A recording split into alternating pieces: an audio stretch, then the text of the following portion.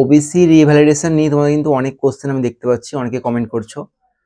তো রিভ্যালিডেশন ব্যাপারটা কি এবং তোমরা কি করবে? এসএসসিজিডি মেডিকেলের জন্য কি নতুন সার্টিফিকেট নিয়ে যাবে নাকি পুরনোটা নিয়ে যাবে? মানে কোনটা অ্যাপসেট করবে ডিভিতে, ডকুমেন্ট ভেরিফিকেশনে? এই ব্যাপারটা নিয়ে কিন্তু অনেকে চিন্তিত রয়েছে। তো আজকে সম্পূর্ণভাবে এটা ক্লিয়ার করে দেবো। আর তোমাদের ওবিসি এনসিএল যেটা রয়েছে, যে এনসিএল দাদা কোনটা নিয়ে যাবো, পুরনোটা নাকি নতুনটা হবে কি না, এটাও। আর এর সঙ্গে এটাও ক্রুশিয়াল ডেট কি রয়েছে, কোন সার্টিফিকেট তোমার অ্যাপসেট করবে, সেটা এসসি হোক, ওবিসি হোক, এসটি হোক কিংবা ইডাব্লিউএস হোক। ভিডিওটা দেখতে থাকো সম্পূর্ণ, কারণ এই ভিডিওটা ইনফরমেটিভ হতে চলেছে তোমাদের জন্য। চলো ভিডিওটা শুরু করা যাক। আর চ্যানেলে নতুন হয়ে থাকলে অবশ্যই লাইক, কমেন্ট, শেয়ার করে দিয়ে একটা সাবস্ক্রাইব করে দিও।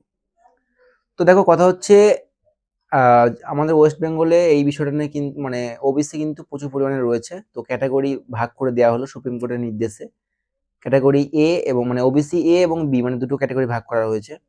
এবার অনেকে চেঞ্জ, হয়তো আগে এ ছিল সেটা কিন্তু এখন বিতে চলে এসছে, বা অনেকে বিতে ছিল সেটা কিন্তু চেঞ্জ হয়ে এ তে চলে গেছে। তো এখন তুমি কি করবে?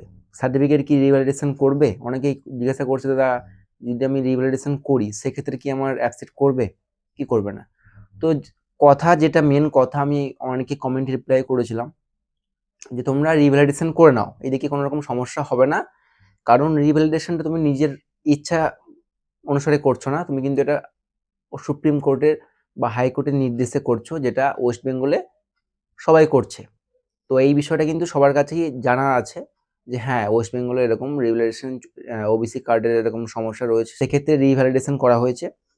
তাই রিভ্যালিডেশন যারা করনি এখনো অবধি করে নাও।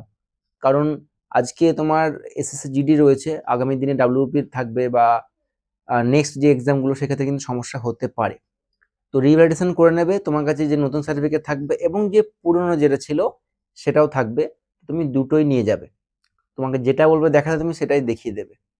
তো রিভ্যালিডেশনের ব্যাপারটা আশা করি ক্লিয়ার হয়ে গেল যে সবাইকে করতে হবে। তো টেক্সট বুক তোমার জন্য নিয়ে এসছে মহাপার্ব সেলটা শুরু হচ্ছে আজ থেকে 31 তারিখ অবধি। তোমরা টেক্সট বুক পাস পেয়ে যাবে মাত্র 351 টাকায়, এবং text book pass pro max পেয়ে যাবে 439 টাকায়। যে কোনো পরীক্ষা প্রিপারেশন তুমি নাও না কেন, অবশ্যই টেক্সট বুকটা সাথে রাখো, কারণ এখানে তোমরা কিন্তু ফুল মক টেস্ট এবং সাবজেক্ট ওয়াইজ মক টেস্ট দিতে পারবে, যেটা তোমার যে কোনো পরীক্ষার ক্ষেত্রে অনেক হেল্প করবে। তুমি কোন র্যাঙ্ক আছো না আছো সেটা বুঝতে পারবে, এবং যে কোনো পরীক্ষার প্রিভিয়াস ইয়ার কোশ্চেন তুমি কিন্তু পেয়ে যাবে। সামনে এসএসজিডি পরীক্ষা রয়েছে, মানে এসএসজিডি ফর্ম বেরোবে।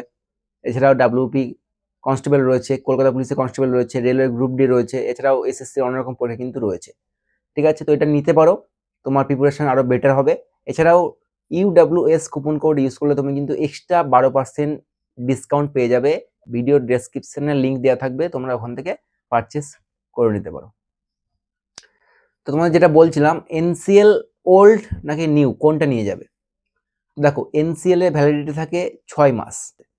তো যাদের কাছে পুরনো রয়েছে, অর্থাৎ কুরসিয়াল ডেটের আগে, কুরসিয়াল ডেটের ব্যাপারটা আসছে আমি তো বলছি, যেটা পুরনো যাদের কাছে রয়েছে সেটা তুমি সঙ্গে করে তো রাখবেই, যাদের পুরনো আছে কোনো রকম সমস্যা হবে না। বাট যাদের পুরনো নেই তারা কিন্তু নতুন অবশ্যই নিয়ে যাবে। এনসিএল মাস্ট ওবিসিদের ক্ষেত্রে, ঠিক আছে?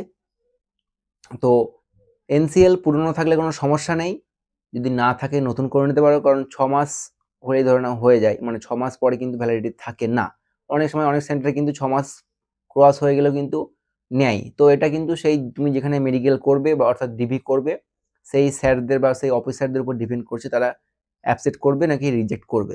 আশা করি তোমাদের ওবিসি রিভ্যালিডেশন এবং ওবিসি এনসিএল দুটো ব্যাপার আমি ক্লিয়ার করতে পারলাম। নেক্সট তোমাদের যেটা রয়েছে এবং গুরুত্বপূর্ণ বিষয়, সবথেকে ক্রুশিয়াল ডেট। ক্রুশিয়াল ডেটটা খুব ইম্পর্টেন্ট।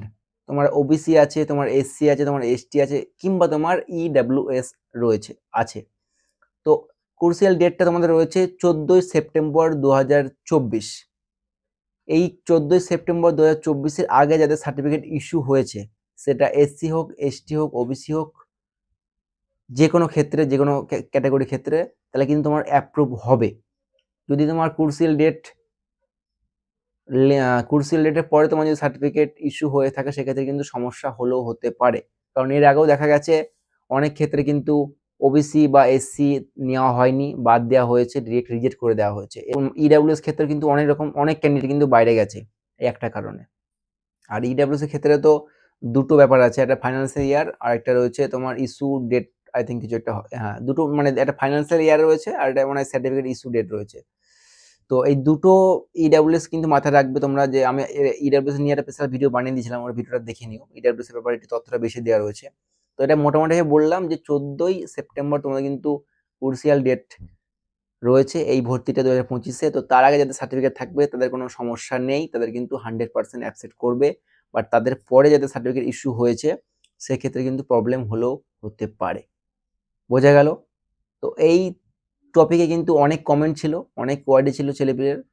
আর একটা কথা তোমাকে বলে দিই, অনেকে বলছে দাদা আমার নামে স্পেলিং ভুল রয়েছে বা ফাদার্স নেম মাদার্স নেম রয়েছে। দেখো, মেডিকেলের সময় তোমার ফাদার্স মানে তোমার ফ্যামিলি, তোমার তোমার নিজের বাদ দিয়ে কারো কিন্তু কোনো রকম ডকুমেন্ট তোমায় দেখাতে হবে না।